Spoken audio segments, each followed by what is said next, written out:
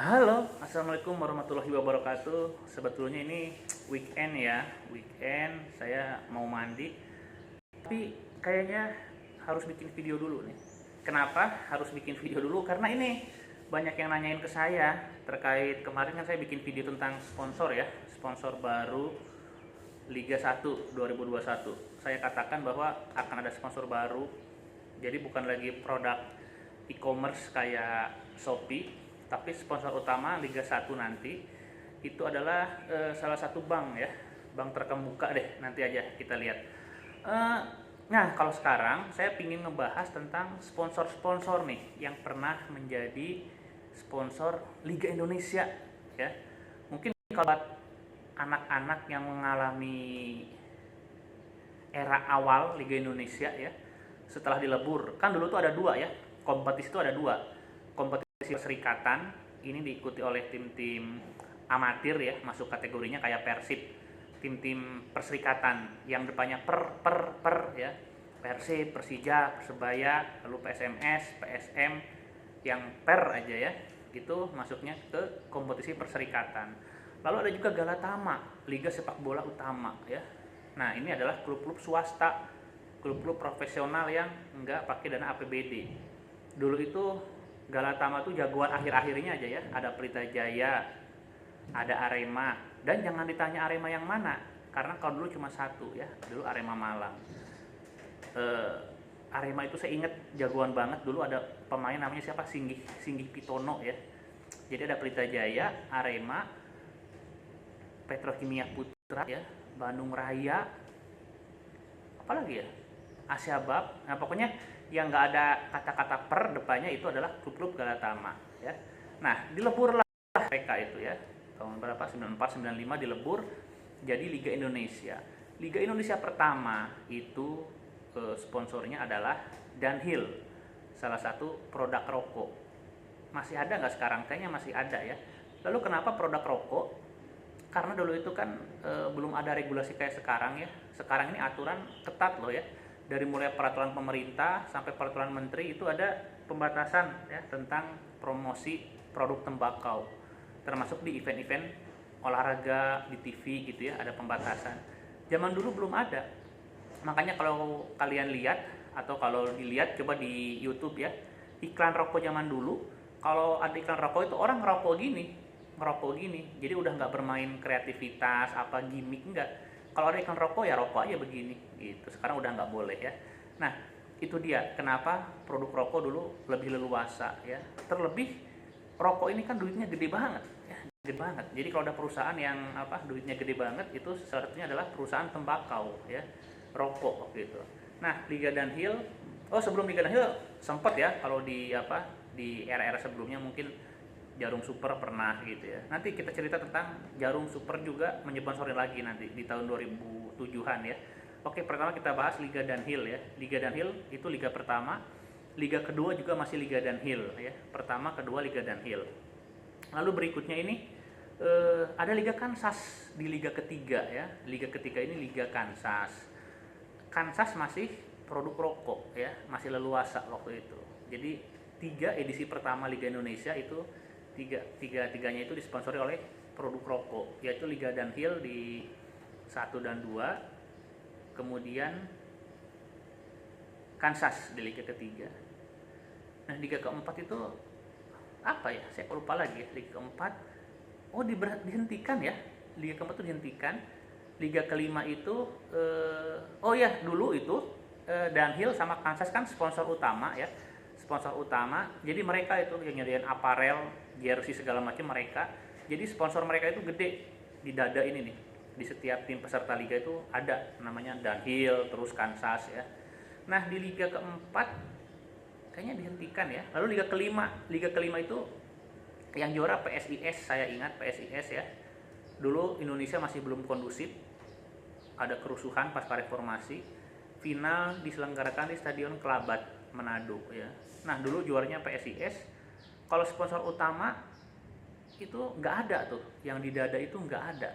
Tapi jersey mereka pakai Reebok, saya ingat betul ya, pakai Reebok ya. Nah jadi ibaratnya setelah produk rokok itu ternyata nggak ada lagi sponsor-sponsor yang sitel, yang sanggup membiayai ya secara konsisten dengan dana besar. Lalu setelah reformasi muncullah hal baru. Jadi Liga Indonesia disponsori oleh bank ya, bank nasional. Jadi setelah kerusuhan 98 itu kan bank-bank pada kolaps ya, likuidasi. Nah, ada yang merger. Nah, bank-bank yang merger ini jadilah Bank Mandiri. Makanya dulu ada namanya Liga Bank Mandiri ya. Itu sekitar tahun berapa? 2000-an ya. 2000, 2001, 2002, saya lupa lagi. Pokoknya itu adalah eranya Liga Bank Mandiri ya, Liga Bank Mandiri. Nah, setelah Liga Bank Mandiri ada namanya Liga Super. Nah, itu jelas ya, Jarum Super yang apa? Yang mungkin Jarum lah, apa Super. Ya pokoknya mereka itulah ya. Masih terkoneksi lah ya. Soalnya kalau misalkan kita lihat logonya di sini memang ada Liga Super Indonesia. Nah, pemakaian Liga Super Indonesia, kata-kata itu semakin relevan karena dulu tuh populer Malaysia Super League ya, Liga Super Cina. Jadi kompetisi teratas di berbagai negara saat itu menggunakan kata-kata super sebagai embel-embel liganya. Jadi ketika Jarum Super masuk ya, itu masuk relevan. Jadi seakan-akan kalau orang ngedenger Liga Super Indonesia, itu mereka nggak akan kepikiran supernya itu sponsor, tapi mereka memang kepikiran namanya super gitu loh. Oh, namanya Liga Super gitu.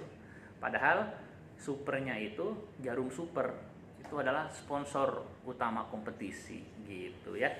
Nah, setelah itu APBD mulai dilarang ya. APBD mulai dilarang sehingga klub-klub lebih nyari sponsor sendiri ya. Kalau di awal-awal dulu kan semuanya sama ya, kayak Bank Mandiri, Kansas, Dunhill, semua sponsor dada sama ya, sponsor utama. Nah, setelah era 2010, 2011 itu ya, itu karena harus nyari duit sendiri, klub-klub ini ya macam-macam kemampuannya ya. Jadi nggak ada lagi sponsor nasional yang melekat maksudnya sponsor utama kompetisi yang melekat di jersey ya. Semua bebas mencari sesuai dengan kemampuan mereka gimana gitu. Nah, tapi tetap yang namanya sponsor kompetisi yang levelnya global ya, bukan global, modern levelnya nasional gitu ya, semuanya embel-embel kompetisi apa itu harus ada. Kayak misalkan di Inggris itu kan ada Barclay Premier League gitu ya. Nah, di era-era digital segala macam itu mulai rame ya. Ada yang namanya Liga Gojek Traveloka tuh, aplikasi-aplikasi itu ya. Jadi platform-platform digital mulai menyponsori itu Traveloka, Gojek ya, terus Liga Gojek doang kan, karena Travelokanya sempat mundur. Lalu kemarin terakhir Liga Shopee ya, Shopee Liga 1. Nah, ini suatu terobosan menarik, ini sebetulnya menarik ya, karena zaman dulu tuh nggak ada aplikasi-aplikasi ini kan, zaman dulu ketika awal-awal liga ya. Dulu itu semua produk tuh konvensional, belum dimulai era digital gitu. Tapi sekarang ketika sudah mulai ada digitalisasi ya, itu cara jualan macam-macam tuh. Kalau dulu kan mau jualan ke sponsor, Anda nanti terpampang di billboard ya, di umbul-umbul sekitar stadion, kalau enggak di jersey gitu kan. Kalau sekarang enggak, kalau Anda mau jualan ke sponsor, Anda bisa menawarkan nanti tayang streaming, udah gitu ada konten dan lain sebagainya, semakin kreatif. Oh iya, saya lupa, sekitar tahun 2015 ya, waktu kita di ban sama FIFA, itu sempat ada juga mau masuk tuh sponsor kakap ya, Bank Qatar, KNB League. Anda bayangkan dulu ada embel-embel KNB League ya, Qatar National Bank League ya, tapi kita di ban sama FIFA. Saya nggak kepikiran tuh, jadi kalau misalkan jadi ya lucu juga ya, Liga Indonesia tapi sponsornya Bank Qatar ya, lucu juga tuh.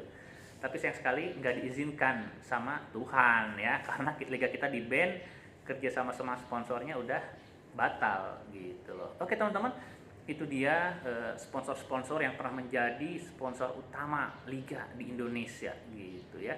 Nanti kita ngobrol lagi oke? Di weekday ya. Sekarang weekend. Oh ya, weekend jangan lupa pada mandi ya, walaupun masih di rumah gitu, maksudnya nggak kemana-mana karena masih PPKM, tapi kalau mandi kayaknya harus ya. Apalagi yang semalam mimpi itu harus mandi besar biar bisa sholat aja. Oke, assalamualaikum warahmatullahi wabarakatuh. Selamat menikmati akhir pekan.